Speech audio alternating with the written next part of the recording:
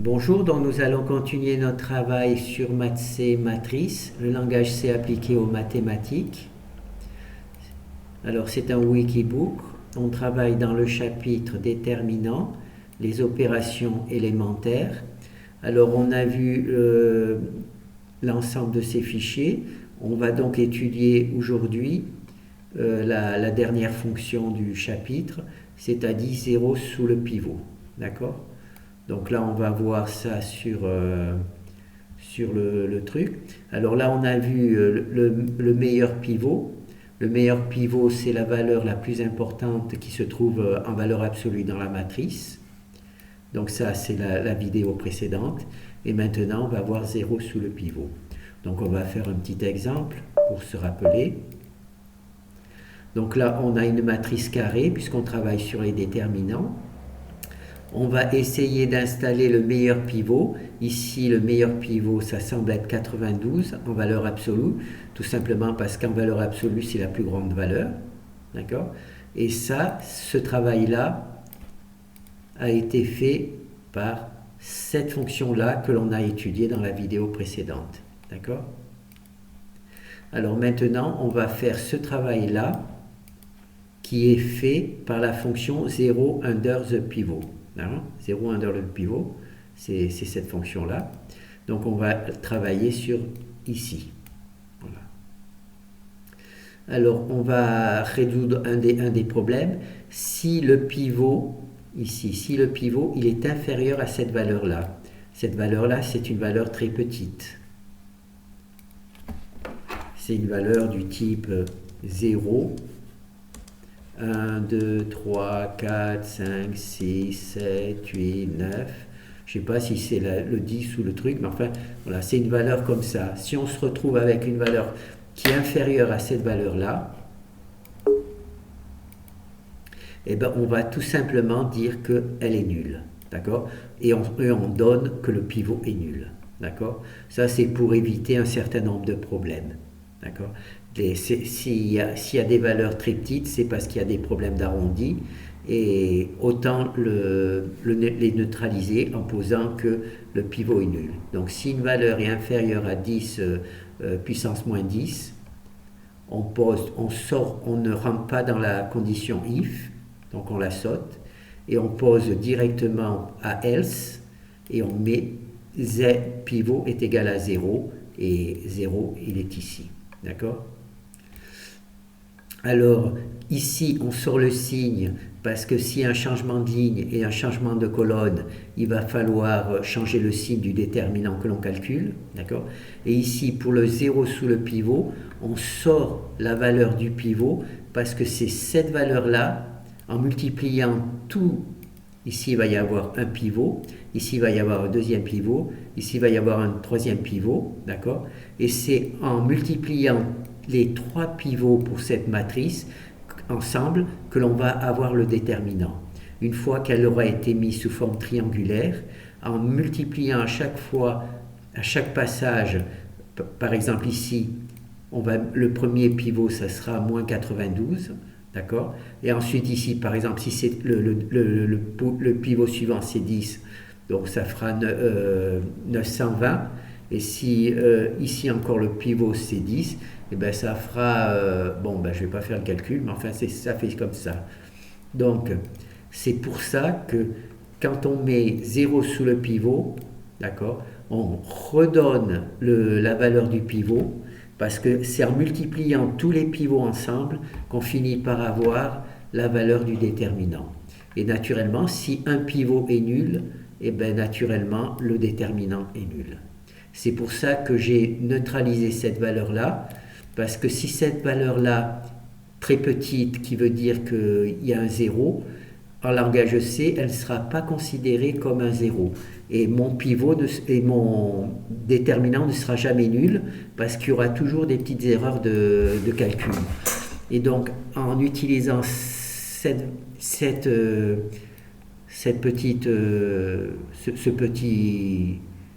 petit algorithme, en quelque sorte, j'arrive à avoir des déterminants nuls.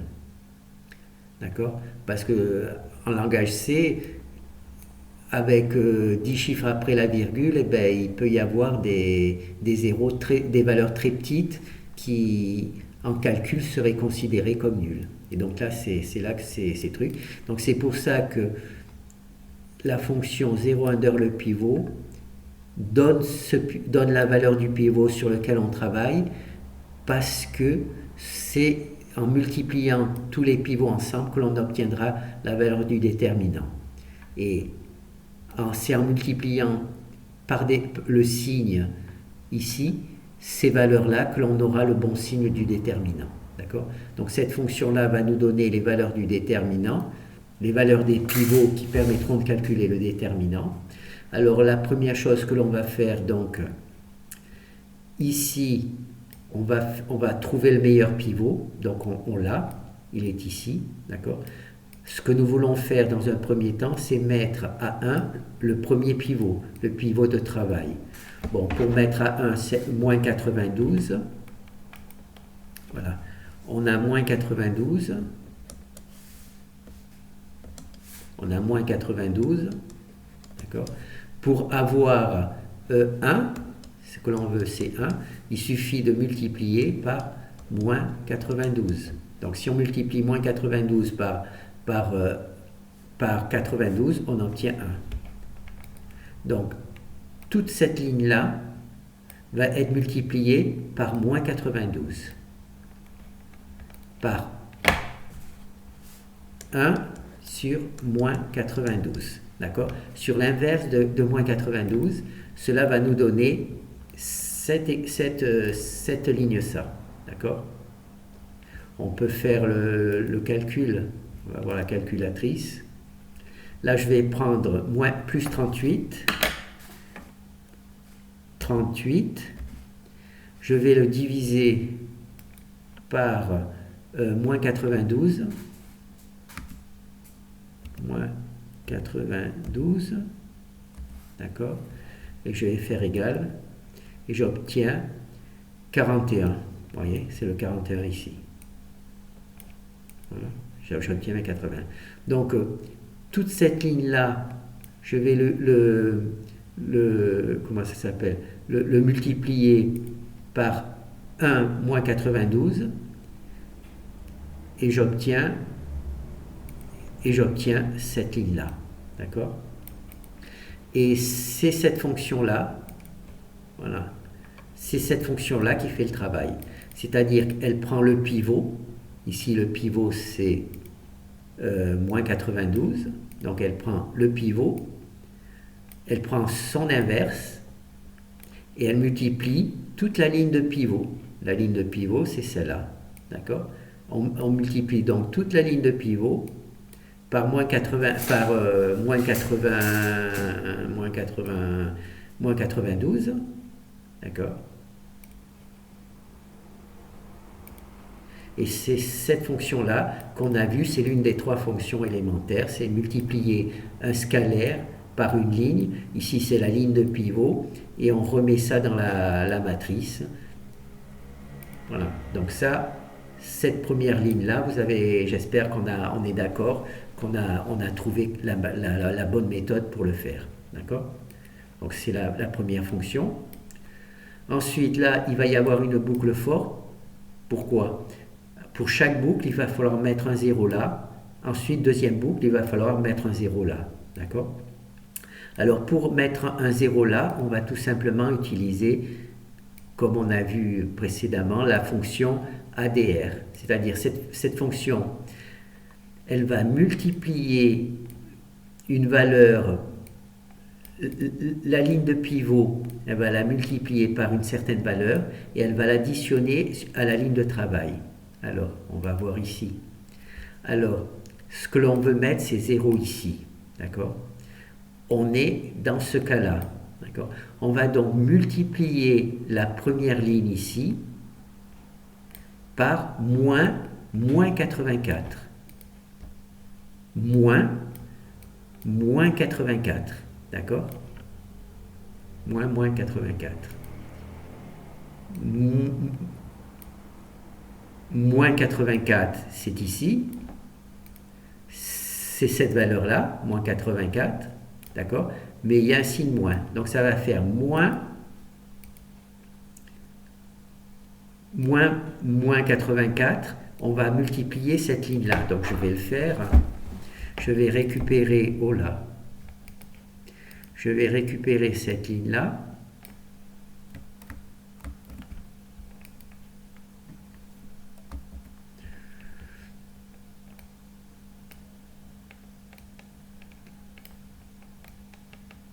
Je vais la mettre là, et là je vais effacer ce petit truc. Voilà. Donc là c'est ma ligne de pivot. Je vais la multiplier par moins 84. Je vais la multiplier ici par moins, d'accord, moins 84. Pourquoi? Parce qu'ici, il y a moins 84. C'est ici qu'il y a moins 84. Et le signe moins. D'accord? Alors, moins 84. Donc ici, il va y avoir, le 1 va se transformer en plus 84. D'accord?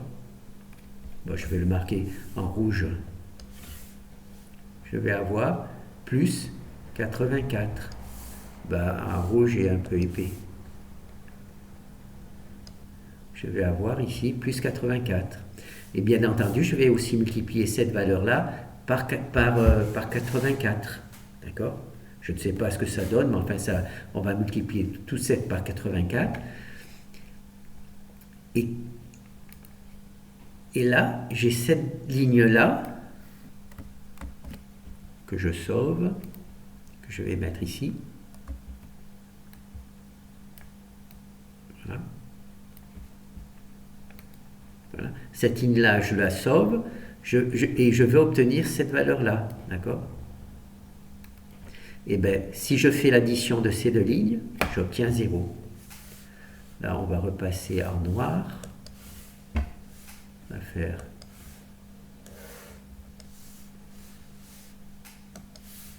oui, bon. On va avoir plus 84, moins 84, ça fait 0. Pourquoi tu... Ah d'accord, ça va faire 0. D'accord. Et ensuite, ici, naturellement, ça fait les calculs. Là, ces valeurs ne sont pas bonnes parce qu'il faut les multiplier par 84.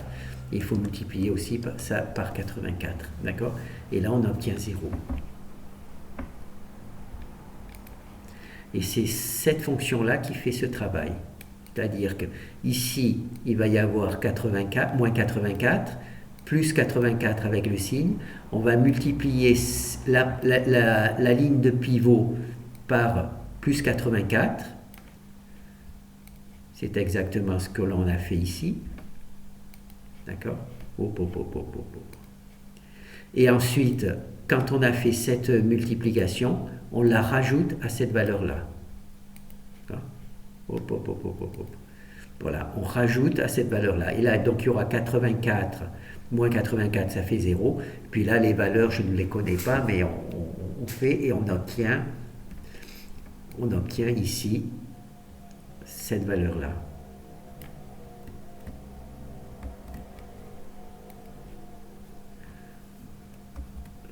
On obtient ici cette valeur-là. Voilà. D'accord? On obtient cette valeur-là. Et ensuite, c'est la même chose ici. On va prendre 27, d'accord? On va, moins 27, on va le multiplier ici par moins 27. Toute cette ligne-là, on va la multiplier par moins 27, d'accord? Donc, il y aura moins 27 ici et plus 27 ici. Donc, quand on va faire l'addition, ça va donner 0. Donc là, on va multiplier cette valeur par moins 27 et on va faire l'addition. Et on va multiplier cette valeur par moins 27 et on va obtenir cette édition. Bon, on va essayer ici. On va prendre, on va faire celui-là.